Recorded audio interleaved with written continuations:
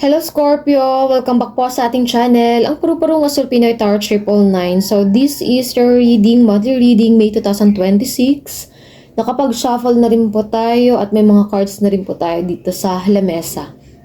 Pakita natin yung cards, ano? Pinakaunang cards na lumabas sa'yo. Pinakaunang card, Scorpio. Four of Swords. Wait lang.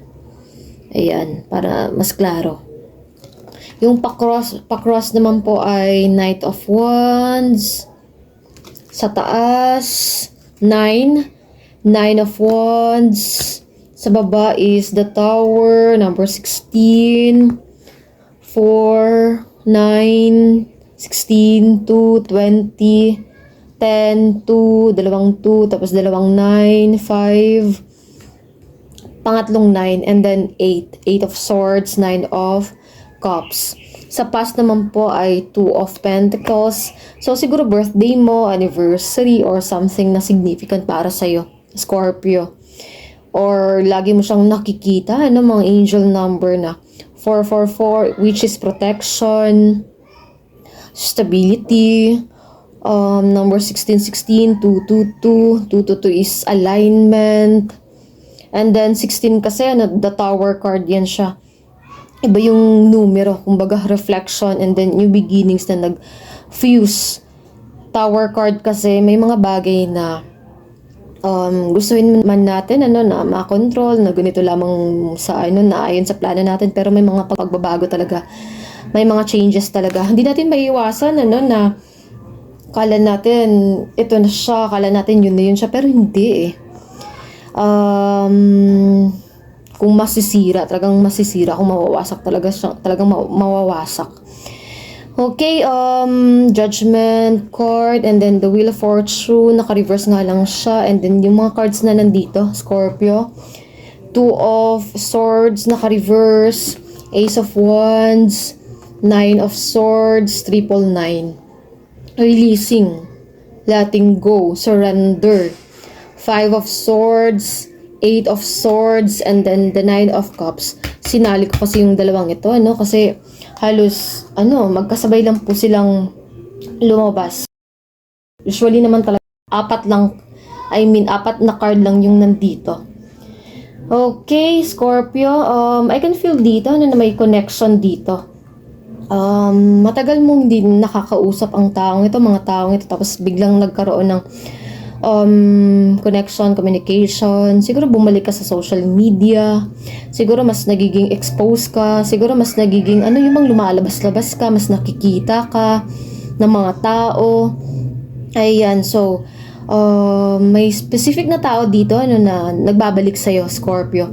Siguro classmate mo ng elementary, classmate mo ng high school. So very nostalgic, yung ganung memories. Iba pa rin talaga kapag nakasanayan natin yung tao. Although, napakatagal pong panahon hindi natin nakakasama, nakakausap, pero nasisiyan tayo kapag nakikita mga ganung tao na nagkakaroon tayo ng connection. Minsan lang talagang mangyari yung totoong pagkakaibigan. Prone ka kasi sa may mga tao talaga sa'yo, Scorpio, na talagang naiinggit. Nararamdaman mo ito. Oo, sa totoo lang. Tapos hinihintay mo lang na lumabas talaga. Okay, tsaka may mga tao naman talagang loyal sa'yo, Scorpio. Okay, so 4 of Swords, kailangan mo rin pong magpahinga. Nagpapahinga po yan siya, natutulog. Ayan, relaxation, meditation, replenishing the energy, nagre-recharge ang taong ito. So siguro yun na nga, Scorpio, kailangan mong magpahinga paminsan-minsan, kailangan mo rin pong matulog. Siguro kulang ka sa tulog, Scorpio.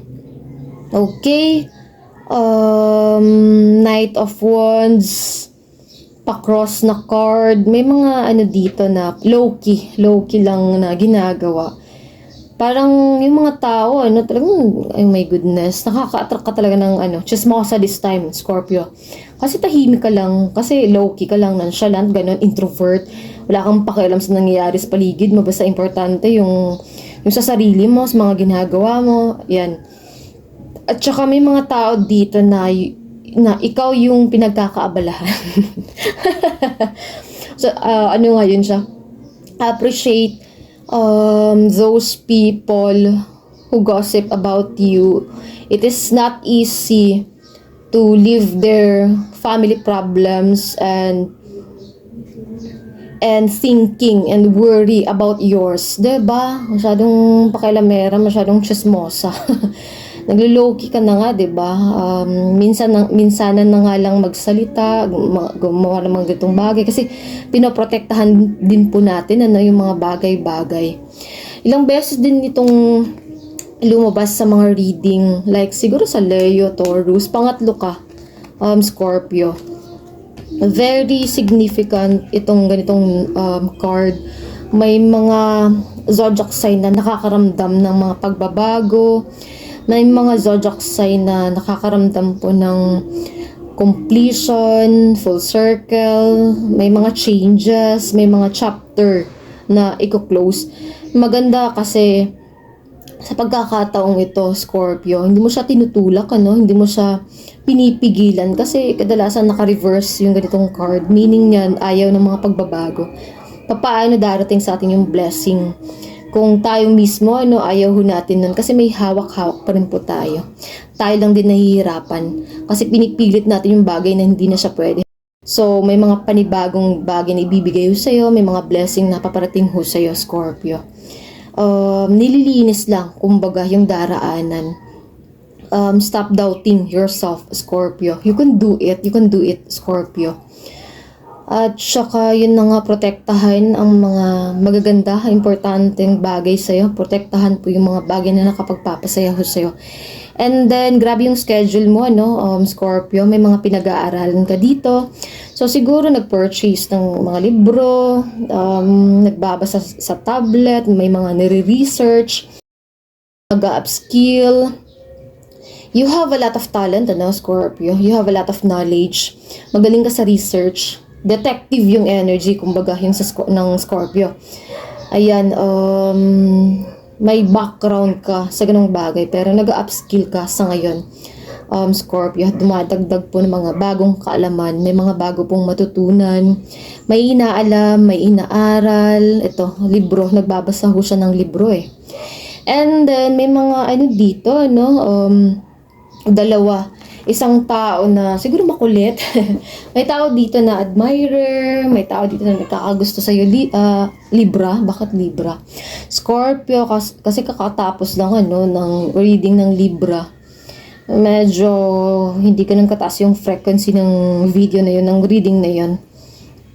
Okay, ito, kasi Knight of Cups. Pero careful lang din, Scorpio, kasi ang mga cards, sa likod nito, the Devil card, tapos the Knight of Swords, tapos the Ten of Swords. Oh my goodness.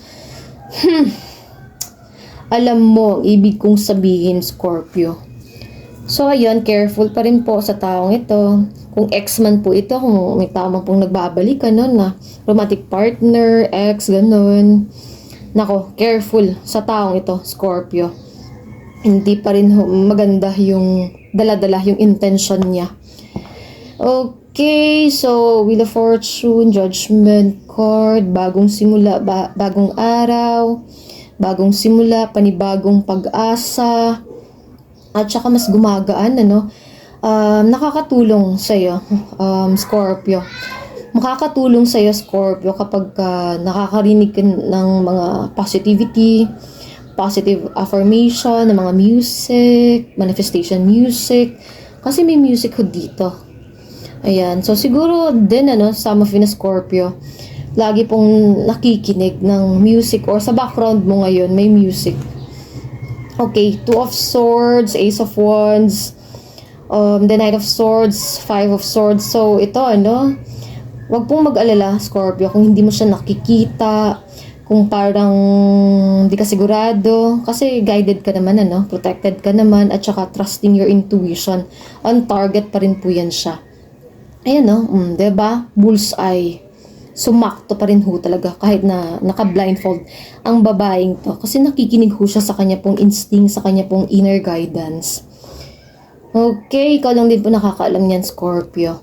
So, on target pa rin ho talaga. Although parang kinakabahan, nagda-doubt ka, pero makukuha mo pa rin siya, Ace of Wands, may inaaral nga, may bago pong simula, may bagong passion dito, lumalabas yung pagiging creative na talent, lumalabas yung artistic na talent mo, nag-upskill, may alam ka na, may background ka na sa mga ganitong bagay, pero nag-upskill ka, nag-upgrade ka ngayon, Scorpio. May inaaral, libro ho ulit. Tapos, di ba kanina libro? Ayan, may inaaral. Yan, libro pa rin. Diba? Okay, so marami pong mga notes, may mga libro, may mga papel, lagi siguro nagsusulat. Tapos, nabutan na ng umaga, hindi din kasi siguro makatulog sa gabi. And then, may tao dito na susubukan ang pasensya mo, Scorpio. Tapos, bigla mo lang din, napansin mo agad-agad ang taong ito. Kaya hindi siya tumagos, umiyak ang tao. May iiyak dito, Scorpio. Oo. Malabong ikaw ito. Siguro kung iyakan, masasaktan ka kasi mahal mo ang taong ito. Pero, sa tingin ko naman, Scorpio, hindi siya tatagos, mapapansin mo agad na, may kakaiba kong nararamdaman sa taong ito. May kakaiba, may laman yung mga sinabi niya sa akin. Wait lang. Pupuntahan ko siya. Tatanungin ko siya. Confrontational, diba? Ayan, diba? Umiyak. Yan kasi. Nagtatapang-tapangan. Tapos, ang Scorpio, lumabas yung pagiging maldita. Diba?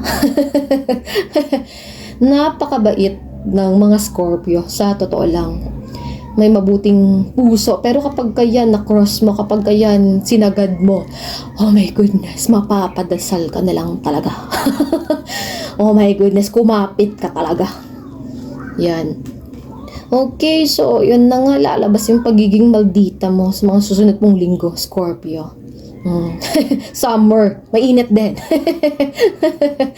Bilang tayo, 1, 2, 3, inhale, exhale.